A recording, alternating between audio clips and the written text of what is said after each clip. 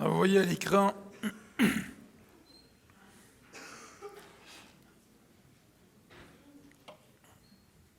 l'écran la photo que je vous ai montrée dimanche dernier, le monument des réformateurs à Genève. Et c'est quand même imposant comme monument.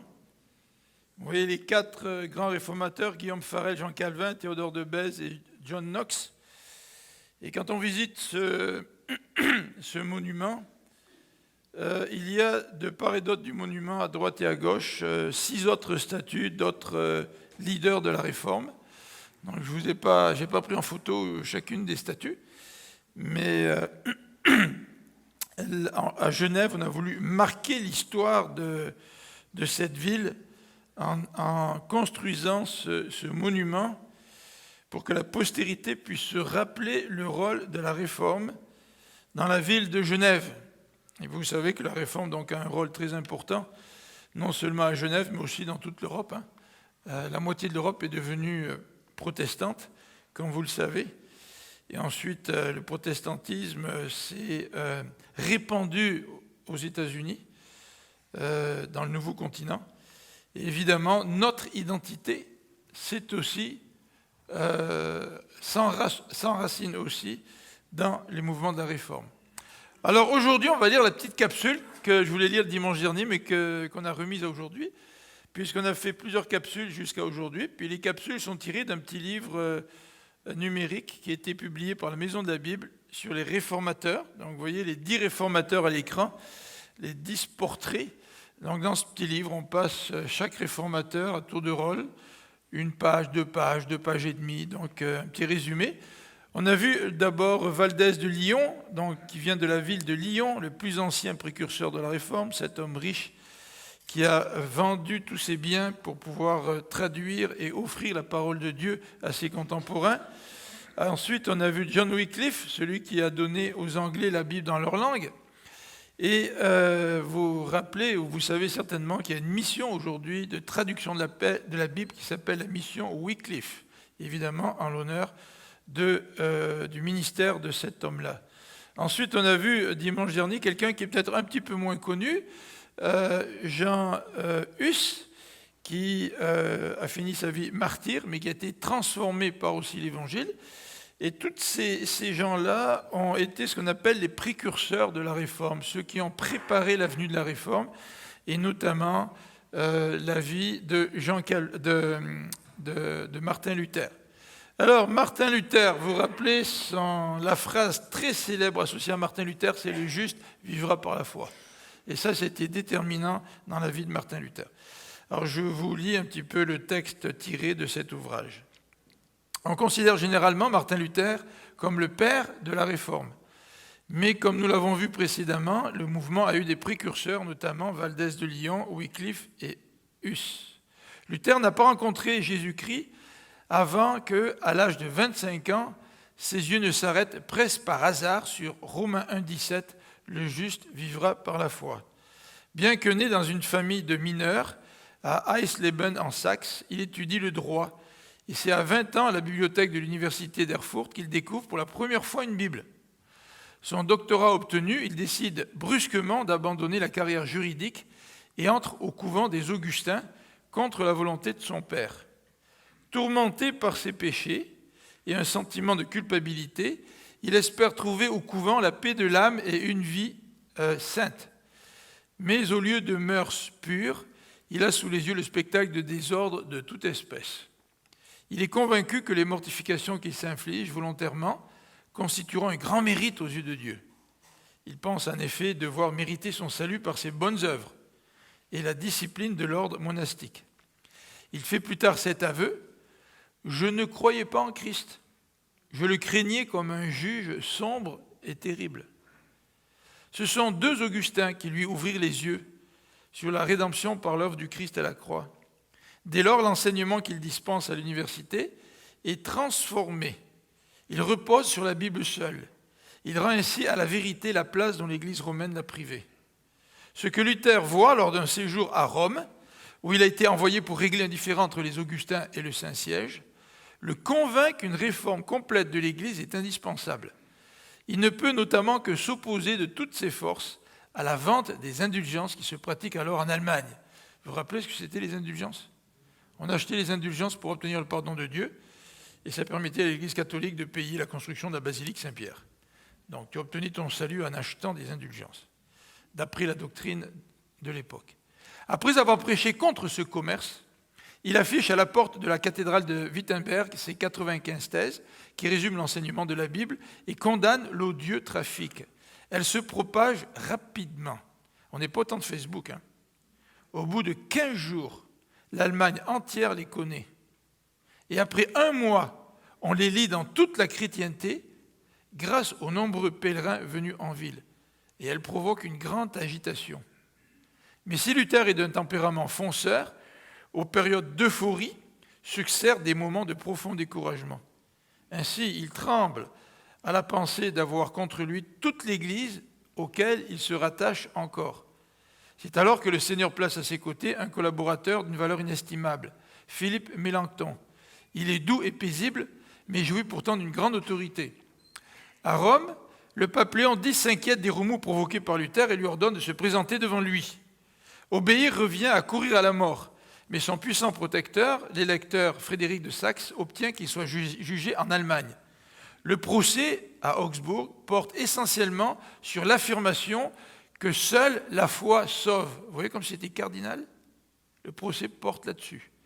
Ce dernier refuse de rétracter ses propos, à moins qu'on ne lui démontre par la Bible qu'il a tort. Menacé, Luther s'enfuit à Wittenberg. Provoqué par le docteur Eck, autrefois son ami, il se rend à Leipzig pour l'affronter dans un débat public où il le confond, proclamant notamment que, à la lumière des Écritures, le pape usurpe le titre de vicaire du Christ. La guerre au Saint-Siège est déclarée, et en août 1520, Luther lance son célèbre appel à Sa Majesté impériale et à la noblesse chrétienne de l'Empire allemand concernant la réforme de la chrétienté. Il publie bien d'autres ouvrages qui se répandent dans toute l'Europe. Sous la pression de son ex-ami Eck, mortifié par l'influence grandissante de Luther, le pape accepte de le condamner. Un émissaire est envoyé auprès de l'électeur de Saxe afin qu'il fasse exécuter la sentence d'excommunication, c'est-à-dire brûler les écrits de Luther et lui infliger le châtiment qu'il mérite. Érasme, c'est un érudit de l'époque, Érasme consulté propose que la question soit soumise à des juges impartiaux. Pendant ce temps, l'empereur Maximilien meurt et les électeurs appellent Charles Quint à la tête de l'Allemagne.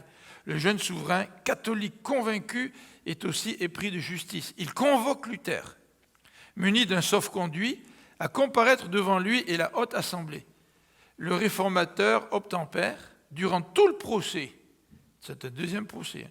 Durant tout le procès, il refuse de renier ses écrits et ses convictions, se défendant au nom de la parole de Dieu et étant soutenu puissamment par le Seigneur. Autorisé à rentrer à Wittenberg, il est enlevé en chemin par 5 cavaliers qui le conduisent à la Wartburg.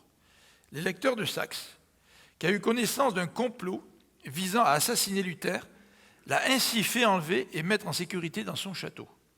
Durant son repos forcé, Luther entreprend de traduire le Nouveau Testament en allemand, puis la Bible entière, qui sont très largement diffusées. Pendant ce temps, sous l'impulsion de Thomas Müntzer, qui se prétend prophète, des illuminés se mettent à saccager les églises et les couvents. Ça bougeait à l'époque. Sortant de sa cachette, Luther parvient à rétablir l'ordre. Il a alors 39 ans. La fougue de la jeunesse s'est calmée et 3 ans plus tard, il épouse Catherine de Bora. Il publie encore de nombreux ouvrages, 313 en 2 ans. S'il organise le culte, il n'a pourtant pas abandonné certaines idées contractées dès son enfance, se contentant de supprimer les plus grossières pratiques du catholicisme. Des troubles en Allemagne, puis dans toute l'Europe, occupent les souverains, ce qui laisse un répit à Luther. Il publie son exhortation à la paix. Accusé de prendre parti des insurgés, il est condamné par la 2e diète de Spire qui prétend contraindre les partisans de la réforme à exécuter l'édit d'excommunication. Les partisans de la réforme protestent énergiquement et pour les premières fois, on les nomme protestants. Charles Quint, qui n'a pu se rendre à Spire, est irrité et convoque une nouvelle diète à Augsbourg. Une diète, ce n'est pas une diète pour éviter de manger, c'est un rassemblement. Craignant pour sa vie, Luther se fait représenter par Mélenchon. Moins intransigeant que son maître, celui-ci fait quelques concessions au grand mécontentement de Luther. Les princes protestants tiennent ferme dans leurs convictions, mais ils ont une attitude agressive et une guerre civile en résulte. Ulcéré, Luther se retire peu à peu de la vie active, se contentant de consolider par ses écrits l'édifice qu'il a construit. Affaibli, usé par le travail, ce fidèle serviteur s'endort dans le Seigneur le 19 février 1946, mais son œuvre se poursuit notamment avec Mélenchon. Et on aurait pu ajouter que son œuvre se poursuit à travers toutes les églises issues du protestantisme, et son œuvre s'est poursuivie jusqu'ici, jusqu'au Québec. Et aujourd'hui, si nous avons des églises protestantes au Québec, c'est notamment à cause de l'œuvre des gens comme Martin Luther, et nous verrons dans un proche avenir l'œuvre de Jean Calvin. Un peu d'histoire, ça ne fait pas de mal. Un peu d'histoire, ça nous rapproche de nos origines, de nos racines. Le problème d'identité auquel nous faisons face aujourd'hui, c'est que nous croyons que notre identité se retrouve dans la consommation et le matérialisme. Et comme les liens familiaux, les liens même nationaux se défont de plus en plus, nous nous retrouvons à vivre une vie qui est déconnectée de toute racine. Et ce qui est extraordinaire avec la parole de Dieu, c'est que la parole de Dieu nous rappelle nos racines. Et l'histoire d'Israël, ça fait partie de nos racines. C'est le peuple de Dieu. Et l'histoire de la Réforme, ça fait partie de nos racines. Et je ne sais pas si vous êtes marqué par cela, moi je le suis d'autant plus que je suis issu de protestants. Et même durant les guerres de religion, parmi mes ancêtres, il y a des gens qui sont fait arrêter. Alors, comme l'apôtre Paul dit, personne ne doit se glorifier de son pédigré. L'apôtre Paul lui dit, moi je suis pharisien parmi les pharisiens de la tribu de Benjamin, puis il dit, moi j'ai toutes les lettres de noblesse, mais tout ça, ça vaut rien devant le Seigneur. C'est vrai, ça vaut rien. Toute notre pédigré, ça vaut rien. Mais tout de même, on a une histoire. Et même si vous n'êtes pas issu d'arrière-plan protestant, parce que vous avez accepté le Christ dans votre vie, vous avez une histoire. Puis vous êtes rattaché à des gens qui ont vécu, qui ont été fidèles à Dieu, qui parfois sont morts pour le Seigneur. Ça, c'est le récit de Hébreux 11. Vous savez, les exemples de foi. Des gens ont fait des miracles par la foi. D'autres, par la foi, ont accepté de mourir, de vivre, humainement parlant, un échec. La persécution, la mort. Mais tout ça par la foi. Et ça fait partie de notre famille. Alors ce matin, j'aimerais regarder avec vous un premier sujet qui fait partie d'un ensemble de 5. C'est le mois de la Réforme. Il y a des conférences sur la Réforme un petit peu partout. À l'église de Saint-Léonard, il y aura une conférence sur la Réforme qui aura lieu dans une couple de semaines, le samedi puis le dimanche. Et la plupart de nos églises marquent d'une manière ou d'une autre ces événements. 500 ans, n'est-ce pas, au mois d'octobre, 500 ans que Luther a mis ses thèses, a affiché ses thèses sur la porte du château. Alors, nous, ce qu'on voudrait faire, c'est faire une présentation sur les 5 solas de la Réforme. La Réforme a voulu remettre en cause certaines pratiques non bibliques qui se retrouvaient dans leur Église. Et une première pratique qui a été directement remise en cause, ça a été l'utilisation de la parole de Dieu. Et le premier sola qu'on va voir aujourd'hui, c'est celui-ci, sola scriptura. Vous avez vu le verset sur le bulletin, le verset tiré de 2 Timothée. Les Écritures seules. Alors pourquoi ce motto, pourquoi cette expression sola scriptura? Eh bien, ce matin, on va faire un petit peu d'histoire, si vous voulez bien. On en a fait jusqu'à présent, mais ne vous inquiétez pas, pas de manière excessive. Avant de regarder un texte et avant de regarder un principe qui découle de sola scriptura, un principe doctrinal. Donc, on va commencer par faire un petit peu d'histoire. Au XVIe siècle, donc les années 1500, durant lesquelles Martin Luther a vécu, s'est déroulé un combat. Il faut se rappeler cela. Il y a eu un combat pour maintenir ces convictions-là. Nous, c'est facile, nos convictions, on sort notre confession de foi, puis on dit voilà ce qu'on croit. C'est facile aujourd'hui de dire voilà ce à quoi je crois. Bon, peut-être un peu plus difficile de le dire aux gens qui ne l'acceptent pas, mais on n'est pas dans le contexte d'un combat pour des vérités, des valeurs, pour des doctrines. Vous savez, nous, la doctrine, on trouve ça un peu sec, mais des gens ont combattu pour leurs convictions. C'est-à-dire qu'ils ont combattu pour la doctrine. Oh ouais, mais la doctrine, c'est un petit peu... Oui, mais tu agis en fonction de ce que tu crois. Et si ce que tu crois est erroné, ton agissement ne sera pas une conduite dans les voies de l'Éternel, c'est certain. Donc des gens sont morts pour les doctrines. Et un combat s'est déroulé contre les traditions de l'Église. Vous savez qu'à l'époque, la tradition de l'Église était beaucoup plus important que la parole de Dieu. Quand l'Église était placée devant un choix, d'un côté la tradition et de notre côté la parole de Dieu, c'est la tradition qui l'emportait. Ce n'est pas la parole de Dieu qui enseigne le célibat des prêtres, c'est la tradition qui enseigne le célibat des prêtres. Ce n'est pas la parole de Dieu qui enseigne le baptême des enfants. Ce n'est pas la parole de Dieu qui enseigne le salut à travers le purgatoire. Ce n'est pas la parole de Dieu qui enseigne le salut par les œuvres. C'est la tradition qui enseignait tout ça. Et c'est la raison pour laquelle ces réformateurs, ces chrétiens, ces protestants se sont élevés contre le poids de la tradition au sein de l'Église. Et on peut parler d'un poids, parce que le poids est lourd. Tu profites de la tradition pour vendre, par exemple, des indulgences, pour te ramasser de l'argent et faire croire aux gens qu'ils vont être pardonnés par Dieu parce qu'ils déboursent de l'argent. Un autre élément qui caractérise ce combat au XVIe siècle, c'est le combat contre les conciles ecclésiastiques. Ça va un petit peu dans la même sphère. Les conciles ecclésiastiques, c'était des grands rassemblements religieux au cours desquels des grandes décisions étaient prises. Et bien souvent des décisions qui étaient contraires à l'enseignement de la parole de Dieu. Le combat, donc vous voyez, c'est un combat féroce, là, parce que l'Église, c'était la puissance de l'époque. Et quand toute l'Église se réunissait en concile, puis établissait des normes, si tu t'élèves contre les décisions du concile, c'est épouvantable.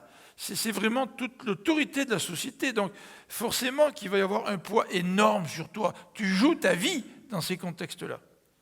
Troisième élément qui caractérise le combat du XVIe siècle, le combat des réformateurs, eh bien, c'est le combat contre l'autorité du pape. Le pape, le vicaire du Christ, prenait la place du Christ.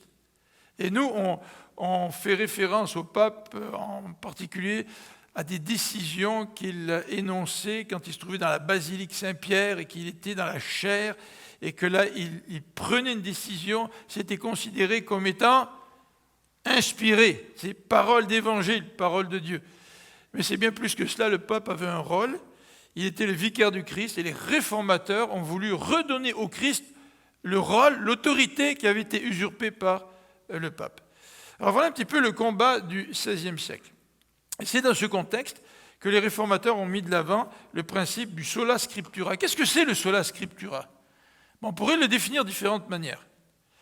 Mais le premier élément, vous allez me dire c'est un peu étrange, c'est l'autorité du Saint-Esprit. Pourquoi on parle de l'autorité de la parole de Dieu ? C'est parce que l'autorité de la parole de Dieu, elle est étroitement associée à l'autorité du Saint-Esprit. Et c'est parce que le Saint-Esprit est donné aux croyants que la Réforme a mis de l'avant le principe de l'Écriture seule. Parce que ce Saint-Esprit qui nous est donné, c'est lui qui nous aide à comprendre l'Écriture.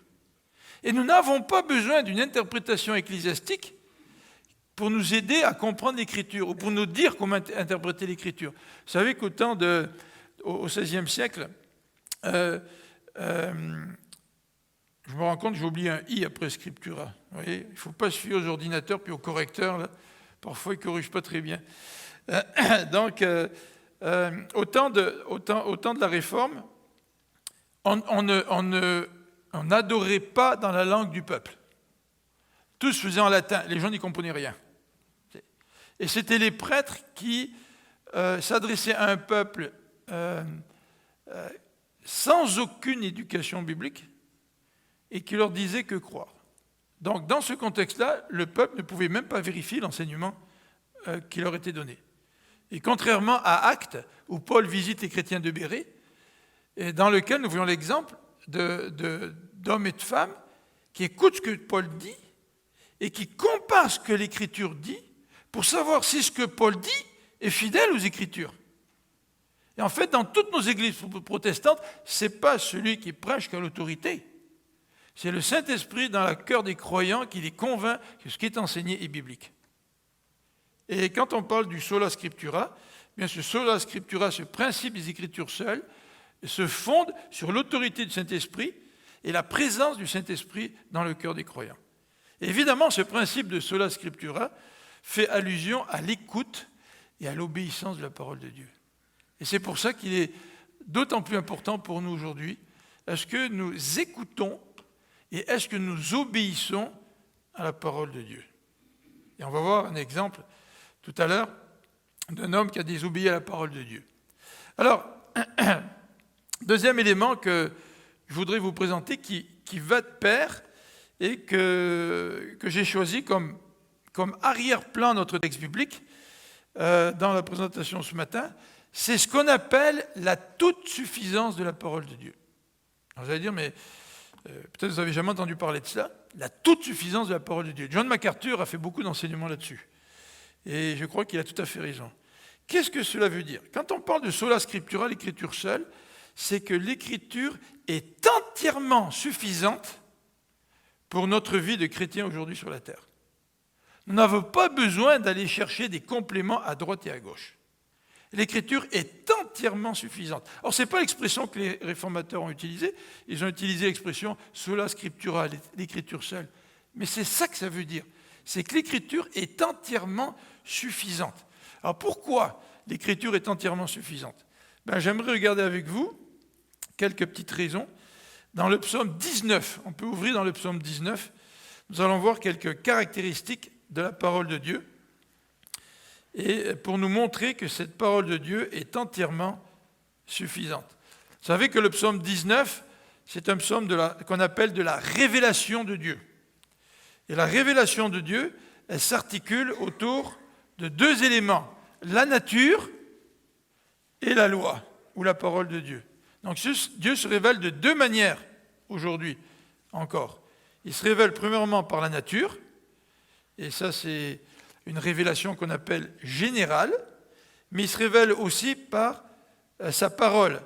Et la deuxième partie du psaume, en particulier au verset 8, il est question de la parole. La première partie, il est question de la révélation de Dieu dans la nature. Alors regardons le verset 8, pour nous montrer la toute suffisance de la parole de Dieu. Puis la question qui nous est posée ce matin, c'est ce que nous croyons en cette toute suffisance-là. Alors verset 8. La loi de l'Éternel est parfaite. Elle nous redonne vie. L'acte de l'alliance de l'Éternel est digne de confiance. Alors je lis dans la Bible du Semeur. Et aux gens expérimentés, elle donne la sagesse. Les décrets de l'Éternel, c'est aussi la parole, les décrets, l'acte, tout ça c'est des synonymes. Les décrets de l'Éternel sont justes. Ils font la joie du cœur, la joie de la parole de Dieu. Les commandements de l'Éternel sont limpides et ils donnent du discernement. La crainte de l'Éternel est pure, elle subsiste à jamais. Les règles du droit, oui, il y a toutes sortes de synonymes. Les règles du droit édictées par l'Éternel sont justes et toutes ensemble. Elles sont plus désirables que de l'or, que beaucoup d'or pur, et plus savoureuses que le miel, qui était très prisé à l'époque, le plus doux coulant des ruches. Alors voilà un petit peu la description de la parole de Dieu. La parole de Dieu, elle est parfaite, elle est digne de confiance, elle est limpide, elle donne du discernement, etc. C'est ça la toute suffisance de la parole de Dieu. Avons-nous besoin d'autre chose pour connaître Dieu que la parole de Dieu, pour marcher avec lui? Dans Matthieu 4, qu'est-ce que fait Jésus? Puis ça, c'est intéressant parce que chacun d'entre nous, nous sommes tentés, n'est-ce pas? Comme Jésus l'a été. Mais quel outil Jésus utilise-t-il pour résister à la tentation? Qu'est-ce qu'il utilise? La parole de Dieu. Et la parole de Dieu, c'est une arme pour que nous puissions résister à la tentation. Alors moi, quand je lis ça, je me pose la question, quand je suis tenté, est-ce que j'utilise la parole de Dieu? Est-ce que je la connais assez? Ou est-ce que je justifie mes chutes en disant que je suis simplement humain, sans avoir lutté avec cette parole de Dieu. Je me demande qu'est-ce que le Seigneur répondrait à l'argument que nous donnons, tu sais, moi je suis humain, puis ça m'arrive de pécher, tu sais, ça m'arrive de tomber, puis le Seigneur, par sa grâce, il me relève. Tu sais. Vous savez que cette façon de minimiser un petit peu le péché, et de dire que le péché va de soi. Est-ce que le péché va de soi aux yeux de Dieu? Le péché est une anomalie. Et plus notre péché est grand, plus le pardon de Dieu est grand. Plus notre péché est petit, plus le pardon de Dieu, c'est un pardon au rabais. N'est-ce pas? Alors, troisième élément que je voudrais vous présenter concernant la toute suffisance de la parole de Dieu et ses caractéristiques, c'est le texte de 2 Timothée 3. Vous le connaissez, le texte de 2 Timothée 3, on l'a mis dans le bulletin, je pense. On va le lire ensemble en lisant dans le contexte. 2 Timothée 3, à partir du verset 1er. 2 Timothée 3, à partir du verset 1er. Ça, c'est le contexte. Sache bien que dans la période finale de l'histoire, on se trouve dans la période de la fin des temps, les temps seront difficiles. Les hommes seront égoïstes, avides d'argent, vantards et prétentieux. Ils parleront de Dieu d'une manière injurieuse. Ils n'auront pas d'égard pour leurs parents. Ils seront ingrats, dépourvus de respect pour ce qui est sacré, sans cœur, sans pitié, calomniateurs, incapables de se maîtriser, cruels, ennemis du bien, emportés par leur passion et enflés d'orgueil. Ils seront prêts à toutes les trahisons, ils aimeront le plaisir plutôt que Dieu. Certes, ils resteront attachés aux pratiques extérieures de la piété, mais en réalité, ne voudront rien savoir de ce qui en fait la force. Qu'est-ce qui fait la force de la piété? Paul dit, détourne-toi de ces gens-là. Et là, Paul donne certains exemples de ces gens qui qui provoquaient des troubles dans l'Église. Et puis, il nous dit, à partir du verset 14, oui, c'est ça, pour toi. Et là, c'est un contraste. Toi, Timothée, là, tu vois, je viens de décrire les difficultés dans les derniers temps. Je viens de parler de certains problèmes qui ont lieu, qui apparaissent dans les églises. Tu sais. Mais pour toi, Timothée, je vais te donner un outil pour résister dans ces temps difficiles. Et il dit au verset 14, pour toi, reste attaché à tout ce que tu as appris et reçu avec une entière conviction. Tu sais de qui tu l'as appris. Et parle de quoi là?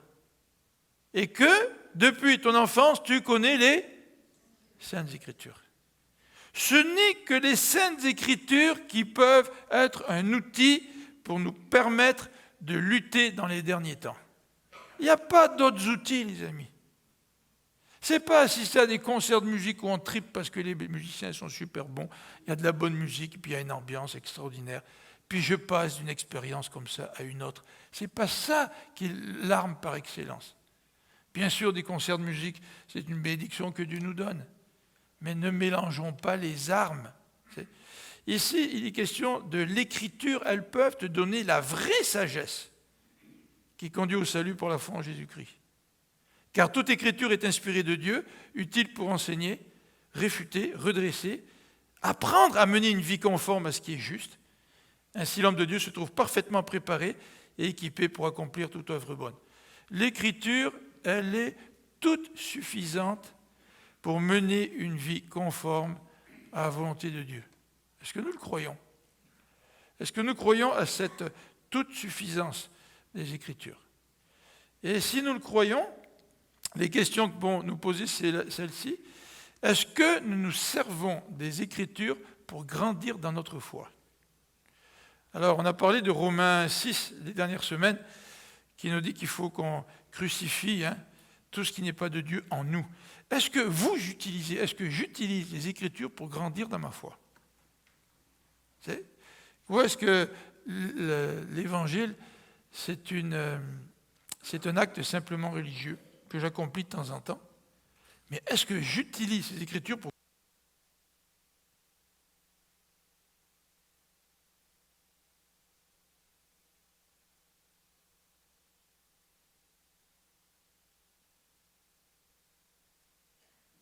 La deuxième question à nous poser, c'est est-ce que j'utilise l'Écriture dans l'évangélisation? C'est la parole de Dieu qui crée la vie en nous, nous dit 1 Pierre. Je veux dire, l'évangélisation, ce n'est pas une technique pour essayer d'influencer des gens puis les embarquer. Est-ce que nous utilisons la parole de Dieu? Vous savez, parfois, quand on présente l'Évangile, si vous êtes très habile, vous pouvez susciter une profession de foi. Vous pouvez faire dire à quelqu'un une profession de foi. Quelques-uns parmi vous ici ont suivi la formation d'évangélisation explosive. Moi, je l'ai suivi quand j'étais à Sainte-Rose. On était devenu une église pour former les formateurs pendant 2 ou 3 ans. Et j'ai vu à plusieurs reprises des gens qui ont présenté l'Évangile en utilisant la méthode de EE, qui est une très bonne méthode, ceci entre parenthèses, qui est fondée sur la parole de Dieu. D'accord? Il y a d'autres manières de présenter l'Évangile. Mais à la fin, après avoir présenté l'Évangile, nous avons vraiment besoin de discernement pour savoir si la personne est vraiment prête à accepter le Seigneur ou si nous sommes devant une personne qui va simplement faire une profession de foi pour nous faire plaisir. Puis après ça, tu ne la verras plus jamais de ta vie, de toute façon, on ne viendra même plus à l'église. Et on a vu plusieurs exemples de gens qui ont fait des soi-disant professions de foi et qui ne sont jamais venus à l'église par la suite. Alors, est-ce que Dieu a préparé ça, a préparé leur cœur, puis peut-être, je ne sais pas, 5-10 ans plus tard, ils sont convertis? Peut-être, j'espère. Mais combien c'est facile parfois de forcer les gens à faire des pseudo-confessions de foi, puis nous revenons enchantés parce que le Seigneur a touché le cœur de quelqu'un, mais dans un sens, ce n'est pas une réelle confession de foi. Nous avons besoin du discernement. Nous avons besoin du discernement que donne la parole de Dieu, que donne le Saint-Esprit. Nous avons besoin de laisser de côté toutes ces méthodes qui consistent à influencer les gens pour les attirer à l'Évangile. Et il y en a des méthodes. Il y en a des méthodes. Certains d'entre vous vous posez peut-être la question aujourd'hui, pourquoi on ne pratique plus dans nos églises, notre milieu évangélique, des appels après les réunions? Peut-être vous posez la question pourquoi il y a des livres qui sont écrits et qui remettent en question ce qu'on appelle la prière. Est-ce que les appels sont mauvais? Non, pas nécessairement. Est-ce que la prière de repentance, est-ce qu'elle est mauvaise? Non, pas nécessairement. Mais souvent, dans notre évangélisation, nous avons utilisé des trucs. Et nous pensons que nos trucs, c'est eux qui vont convaincre les gens. Alors que la Bible elle-même dit que ce ne sont pas des trucs qui convainquent les gens, c'est la parole de Dieu qui convainc des gens. Et qu'à un moment donné, si la parole de Dieu touche le cœur de quelqu'un, même si tu as présenté l'évangile à quelqu'un, tu n'as pas pu faire la prière de repentance avec la personne, qu'est-ce que ça fait? Si Dieu veut convaincre la personne par la parole de Dieu, elle va être convaincue, la personne. Quelle que soit ta méthode, quel que soit ton échec face à l'utilisation d'une soi-disant méthode, Dieu convainc toujours par sa parole. Et si Dieu convainc par sa parole, quelle que soit la méthode que nous utilisons, il y aura conversion. Mais si Dieu ne convainc pas par sa parole, quelle que soit la méthode que nous utilisons, il n'y aura pas conversion. La parole est autosuffisante dans notre croissance chrétienne, dans l'évangélisation, mais la parole aussi nous guide. Alors je ne sais pas si vous avez envie d'être guidé par la parole de Dieu. Je ne sais pas si quand vous avez des décisions importantes à prendre dans votre vie, vous demandez à Dieu de vous guider. Pas demander à Dieu qu'il vous accorde ce que vous voulez, mais que lui vous guide selon sa volonté. Ça, c'est autre chose. Et parfois, dans notre vie, nous ne demandons pas à Dieu de nous guider parce que nous ne voudrions pas entendre une réponse négative de la part de Dieu. Et nous ne voulons pas que la parole de Dieu nous guide parce que nous avons peur que la parole de Dieu nous dise non. Tu ne dois pas faire ceci, tu ne dois pas faire cela. Et pourtant, la parole de Dieu est toute suffisante. Et pourtant, lorsque nous cherchons notre épanouissement dans toutes sortes d'affaires, puis nous courons après toutes sortes de dieux, avec un petit dé, nous croyons trouver notre bonheur dans toutes sortes de choses, nous oublions que la parole de Dieu, elle est toute suffisante. Et dernier élément, c'est que la parole de Dieu doit nous aider dans la relation d'aide et dans le ministère en général. On est en train de donner un cours de relation d'aide à l'Église ici. Mais l'orientation de ce cours-là est vraiment une orientation centrée sur la parole de Dieu. Une relation d'aide pour quelqu'un qui ne veut pas juste régler son problème. Vous savez qu'est-ce qu'on fait aujourd'hui? On veut aller à Dieu pour que Dieu règle notre problème, c'est tout. Ben, si tu veux régler ton problème, tu peux aller voir toutes sortes de personnes qui ne sont pas chrétiennes, et ils vont régler ton problème, dans certains domaines en tout cas. Mais si dans ton problème, tu veux apprendre à glorifier Dieu dans ton problème, eh bien tu vas chercher une relation d'aide fondée sur la parole de Dieu. Et la parole de Dieu va t'aider dans ton problème à glorifier Dieu. Et si Dieu veut régler ton problème, il va t'aider à le régler. Et si Dieu veut que tu gardes ton épine à la chair, même si tu lui demandes 3 fois de l'enlever et qu'il ne veut pas, il ne te l'enlèvera pas, mais tu vas quand même glorifier Dieu à travers ton problème. Vous savez qu'il y a toutes sortes de relations d'aide aujourd'hui. En fait, en psychologie, il y a des dizaines d'approches. Mais on pourrait dire des centaines d'approches. Et quand vous allez voir un psychologue, etc., ça ne veut pas dire qu'un psychologue ne peut pas vous aider. Bien sûr, un psychologue peut nous aider. Mais un psychologue ne vous aidera pas à grandir dans le Seigneur. Le psychologue non chrétien ne vous aidera pas à prendre votre problème, à le présenter à Dieu, puis à dire à Dieu, comment tu veux que je vive à travers ce problème-là? Oui, peut-être, Seigneur, tu veux que je le règle, puis tu vas peut-être me donner des outils dans le séculier pour que je le règle. Mais moi, ce n'est pas juste régler le problème que je veux. Moi, ce que je veux, c'est vivre mon problème et te glorifier au travers de ce problème-là. Et vous vous rappelez ce que John Piper a dit?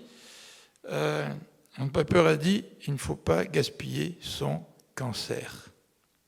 Il y a eu un cancer de la prostate. Et John Piper nous parle comment Dieu a utilisé son cancer pour le faire grandir dans sa relation avec lui. Est-ce que nous voulons trouver juste des solutions ou est-ce que nous voulons venir à la parole de Dieu? C'est elle qui nous guide, elle nous guide dans la relation d'aide. Donc si vous voulez une relation d'aide qui est fondée sur la parole de Dieu, n'allez pas voir des gens qui n'utilisent pas la parole de Dieu. Il y a des chrétiens qui n'utilisent pas la parole de Dieu dans la relation d'aide. Maintenant, vous comprenez bien, le Seigneur peut nous donner des gens qui ne connaissent rien à la parole de Dieu, mais qui peuvent nous aider dans nos problèmes. Et qui peuvent même parfois nous aider à résoudre nos problèmes. Mais le chrétien ne veut pas résoudre son problème, point. Le chrétien veut, au travers de son problème, glorifier Dieu. Donc c'est la raison pour laquelle nous avons profondément besoin de la parole de Dieu dans la relation d'aide. Puis dans le ministère en général, vous savez, aujourd'hui, on pourrait écrire sur une page entière, comme ça, très rapidement, toutes les méthodes là, qui sont en vogue en Amérique du Nord pour avoir un ministère à succès. Vous regardez les bouquins, là. 7 raisons pour être un père parfait. 5 raisons, parce que les femmes ont besoin de moins que ça, là, mais 5 raisons pour être une parfaite mère. Tu sais. Non, à lire les bouquins, là, vous avez les recettes partout. Là, tu sais. Mais quand j'utilise des recettes, j'ai plus besoin de Christ. Un ministère qui est christocentrique, c'est un ministère qui est centré sur le Seigneur. Une église qui est christocentrique, c'est une église qui est centrée sur le Seigneur. Ce n'est pas une église qui met de l'avant des méthodes. Bien sûr, Paul avait une méthode. Mais dans le Nouveau Testament, Paul n'a jamais décrit sa méthode en disant, voilà, si tu veux être un bon évangéliste comme moi, voilà ce que tu dois faire. Pourquoi Paul ne l'a jamais décrit? Parce que Paul sait très bien que les méthodes peuvent changer. Et Paul sait très bien que ce qui est important, ce n'est pas la méthode, ce qui est important, c'est que Christ soit au centre. Et quelqu'un a dit que si on enlevait le Saint-Esprit dans nos églises en Amérique du Nord, on est tellement bon dans les méthodes que ça continuerait pareil, puis on ne s'en apercevrait même pas. Parce que l'Église n'est pas assez centrée, notre vie, ma vie, n'est jamais assez centrée sur le Seigneur Jésus. La toute-suffisance de la parole de Dieu. C'est intéressant, hein, comme doctrine. Bien, la toute-suffisance de la parole de Dieu, c'est profondément au cœur du premier sola, de la réforme, sola scriptura. Et là, pour terminer, je voudrais regarder avec vous, rapidement, un exemple de mépris envers la parole de Dieu. 1 Samuel, chapitre 13. Alors, je vous invite à tourner dans 1 Samuel, chapitre 13. 1 Samuel, chapitre 13. Vous connaissez certainement le roi dont il est question dans ce chapitre. Le roi Saül. Et nous allons voir 2 actes, en fait.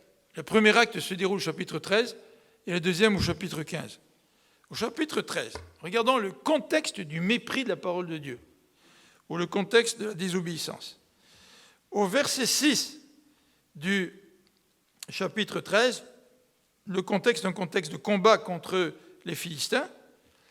Et les Philistins approchent, les soldats approchent, et les hommes d'Israël, au verset 6, virent qu'ils étaient dans une situation extrêmement critique, car ils étaient serrés de près par les ennemis. Ils se cachaient dans des grottes, les buissons, les cavernes, les souterrains, les citernes.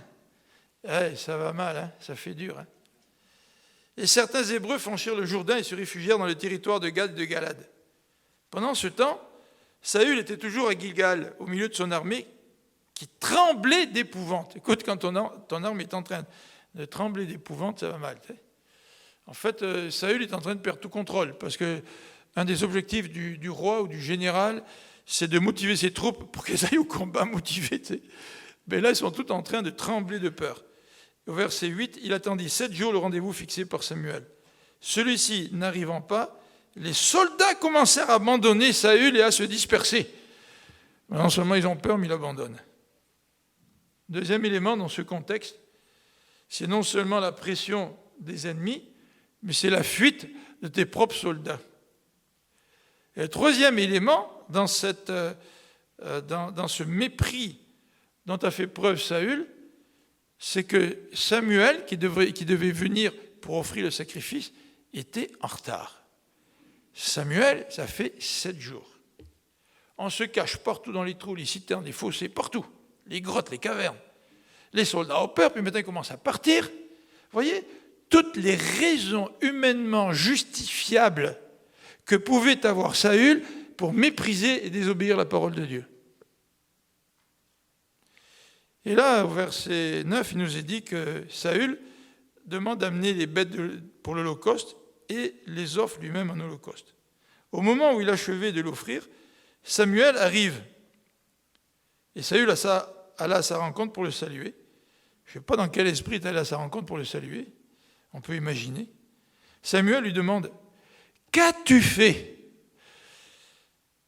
Écoute bien, Samuel, est-ce que tu comprends ce qu'on vit là? Écoute, Samuel, sois un petit peu compréhensif. Il faut que tu sois un petit peu réaliste. La situation dans laquelle je me trouve, moi, Saül, elle est tout à fait exceptionnelle.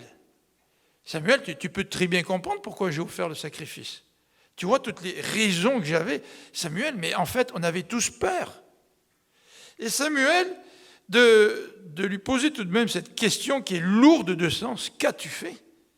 Et Saül de répondre au versets 11 et 12, quand j'ai vu que mes soldats se dispersaient loin de moi, que tu n'arrivais pas au rendez-vous fixé, toi, Samuel, quand toi, tu n'étais pas à l'heure, là, tu sais, quand tu n'arrivais pas au rendez-vous fixé, et que les Philistins étaient concentrés à Michmas, je me suis dit, les Philistins vont tomber sur moi à Gilgal avant que j'ai pu implorer l'Éternel.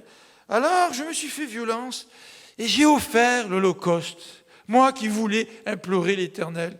Oh, quel bon chrétien, ce Saül. Il ne voulait pas aller à la guerre sans implorer l'Éternel. Il s'est fait violence contre lui-même. Il a offert le sacrifice. Pourtant, la sentence de Dieu tombe au verset 13. Samuel dit à Saül, « Tu as agi comme un insensé. Tu n'as pas obéi au commandement que l'Éternel t'avait donné. Si tu l'avais fait, l'Éternel aurait affermi ton autorité royale sur Israël. Il aurait fait en sorte que tes descendants y gardent pour toujours la royauté. » La fidélité de Dieu, envers sa parole, s'exprime souvent dans des situations où nous vivons les plus grandes tensions. C'est ce que Dieu voulait pour Saül. Dieu voulait le mettre dans une tension extrême pour tester la fidélité de Saül envers lui. Récemment, là, on a eu une petite rencontre avec le comité d'administration de la faculté et on parlait de la tension qu'on vit souvent dans les œuvres. Vous savez, les œuvres chrétiennes, là, surtout le milieu francophone, elles en arrachent. Et beaucoup d'œuvres en arrachent. Parfois, c'est d'un mois à l'autre. Vous savez, je recevais des nouvelles, des émissions de télévision, là. C'est quoi déjà aujourd'hui Non, c'est l'heure de la bonne nouvelle. Vous savez, à chaque année, vers la fin de l'année, ils ont besoin d'argent. Vous savez, c'est que quand vous êtes dans le ministère, vous ne pouvez pas servir le Seigneur en dehors d'une tension qui est souvent continuelle entre les besoins et la réalité. Mais ce n'est que dans des situations comme ça que les miracles de Dieu interviennent. Et ce n'est que dans des situations comme ça qu'on réalise que Dieu, il est vivant. Si tout va bien, je n'ai pas besoin de lui. Pourquoi lui prier pour mes besoins? J'ai tout ce qu'il faut. Mais accepter de vivre cette tension, c'est ce qu'aurait dû accepter Saül, et respecter, appliquer la parole de Dieu malgré la tension. Regardez au verset 15, au chapitre 15. On va terminer avec ça. Chapitre 15. Et j'aimerais qu'on puisse donc penser à ce repas du Seigneur qu'on va prendre dans 5 minutes, là, avec cette idée de la tension. Est-ce que vous vivez de la tension dans votre vie actuellement? Est-ce que vous vivez une tension? Peut-être au niveau financier, peut-être au niveau médical, peut-être au niveau des relations, peut-être en servant le Seigneur. Notre réflexe humain, c'est de sortir de ces situations de tension. Regardez, deuxième exemple, deuxième acte du mépris de Saül envers la parole de Dieu, dans 1 Samuel 15. Encore une fois, le contexte. Au verset 2, nous voyons l'ordre de l'Éternel. Voici ce que déclare l'Éternel, le Seigneur des armées. J'ai décidé de punir les Amalécites pour ce qu'ils ont fait au peuple d'Israël en se mettant au travers de sa route quand ils venaient d'Égypte. Maintenant, Saül va les attaquer et voulez-moi en les exterminant totalement, c'est-à-dire les vouer par interdit, en les exterminant avec tout ce qui leur appartient, soit sans pitié et fait périr hommes, femmes, enfants, bébés, bœufs, moutons, chèvres, chameaux, ânes, etc. Alors on voit que Saül, dans le contexte, se lève, prépare son armée pour obéir à l'ordre de l'Éternel. L'Éternel qui avait passé un jugement sur un peuple qui méritait un jugement.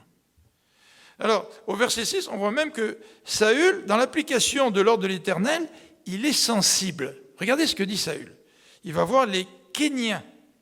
Et il dit aux Kéniens, partez, séparez-vous des Amalécites, pour que je ne vous fasse pas subir le même sort qu'eux, car vous avez été bons envers les Israélites quand ils sont sortis d'Égypte.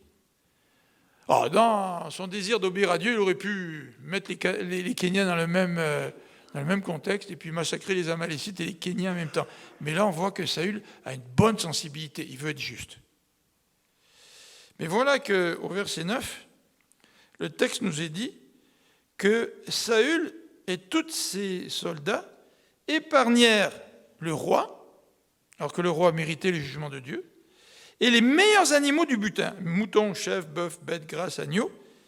Par contre, ils ont détruit tout ce qui était méprisable et sans valeur. Seigneur te demande de tout vouer par interdit, c'est-à-dire de rien garder pour nous. Puis là, tu voues par interdit juste ce qui ne vaut rien, tu sais. Mais tu gardes tout le reste. Et là, de nouveau, Samuel arrive pour une deuxième confrontation avec Saül. Et nous voyons la réaction de Saül. Regardez, si nous croyons au principe de sola scriptura, ne tombons pas dans le piège de Saül. Regardez au verset 13. Samuel le rejoignit. Saül l'aborda par ces mots. Que l'Éternel te bénisse, j'ai exécuté l'ordre de l'Éternel. Non mais ça n'a pas d'allure ça. L'Éternel lui a dit de vouer tout par interdit, il garde tout ce qui est de meilleur pour lui, puis il vient prétendre devant Samuel, j'ai exécuté l'ordre de l'Éternel. Bon, nous on est un petit peu choqués par l'attitude de Saül, mais est-ce qu'on n'est pas un peu comme ça dans le fond? Par mépris pour la parole de Dieu, nous n'accomplissons pas toute la parole de Dieu, nous l'accomplissons partiellement, et nous allons nous vanter d'avoir accompli la parole de Dieu. Alors qu'un accomplissement partiel de la parole de Dieu, ce n'est qu'une désobéissance. Nous ne pouvons pas contrebalancer nos désobéissances à la parole de Dieu par, d'un autre côté, certains actes d'obéissance. Ça ne fonctionne pas comme ça avec Dieu. Du moment que Dieu te parle au travers de la parole de Dieu, Dieu s'attend à ce que tu obéisses à la parole de Dieu. est-ce que tu ne fasses pas une mathématique spirituelle avec lui en disant toutes mes actes d'obéissance pèsent plus dans la balance que mes actes de désobéissance. Et c'est exactement le deal que voulait faire Saül avec Dieu. Et au verset 15, Saül rejette la responsabilité sur les autres. Les soldats, ils ont épargné, ils les ont ramenés de chez les Amalécites. Ils ont épargné les meilleures bêtes. C'est eux là. Quand même à la fin, il dit, Saül, à la fin du verset 15, le reste qui a été détruit, nous l'avons détruit. Vous voyez comme il se donne du crédit. Nous avons détruit le reste qui ne valait pas grand-chose. Mais tout ce qui valait de la valeur, ils ont gardé tout ça. Vous voyez, à la fois, il se distance de ceux qui ont commis la désobéissance, alors qu'il est impliqué dedans, à 100% jusqu'au cou.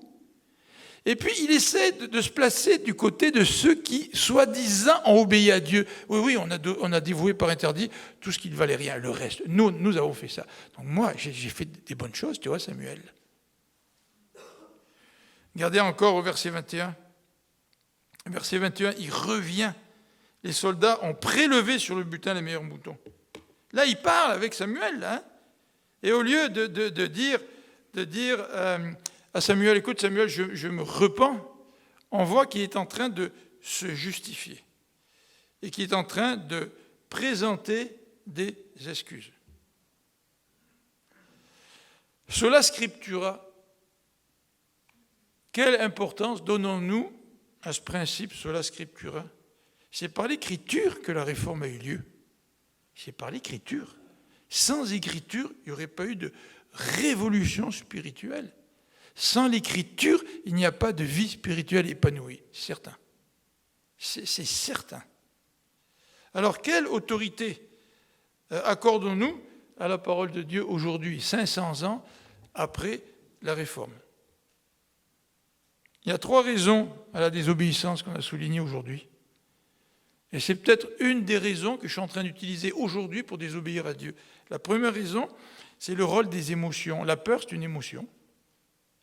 C'est une émotion, la peur.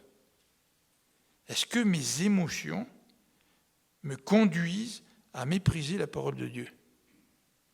Ou est-ce que mes émotions sont soumises à la parole de Dieu? Oui, Seigneur, tu me permets de vivre un moment de tension dans ma vie, que ce soit dans mon travail, ma santé, dans le ministère.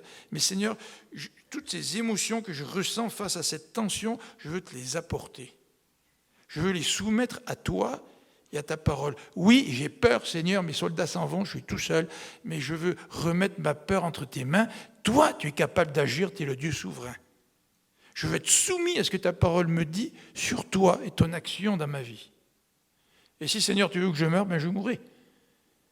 Parce que je suis ton serviteur.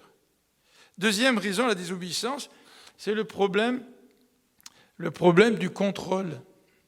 Je veux contrôler ma vie, moi. Ça ne va pas, Seigneur, j'ai vu une tension, mais je vais trouver la solution moi-même. Et la solution, c'est que j'offre le sacrifice, j'attends pas Samuel. Et je veux contrôler ma vie, je veux moi-même décider des solutions à mes propres problèmes. Troisième raison à la désobéissance, c'est les rites religieux.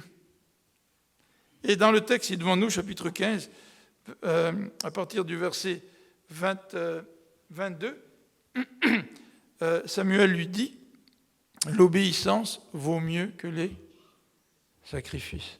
L'obéissance vaut mieux que les rites. L'obéissance vaut mieux que de prendre le repas du Seigneur. L'obéissance vaut mieux que de se lever le matin à 5 heures pour prier. L'obéissance vaut mieux que des études de la parole de Dieu. L'obéissance vaut mieux qu'un ministère. L'obéissance vaut mieux. Parce que l'obéissance, c'est honorer la parole et la personne de Dieu, contrairement à la désobéissance qui est un mépris envers la parole de Dieu. Aujourd'hui, si la parole de Dieu n'a pas dans ma vie la place qu'elle doit avoir, est-ce que le Seigneur ne m'appelle pas à une vraie repentance?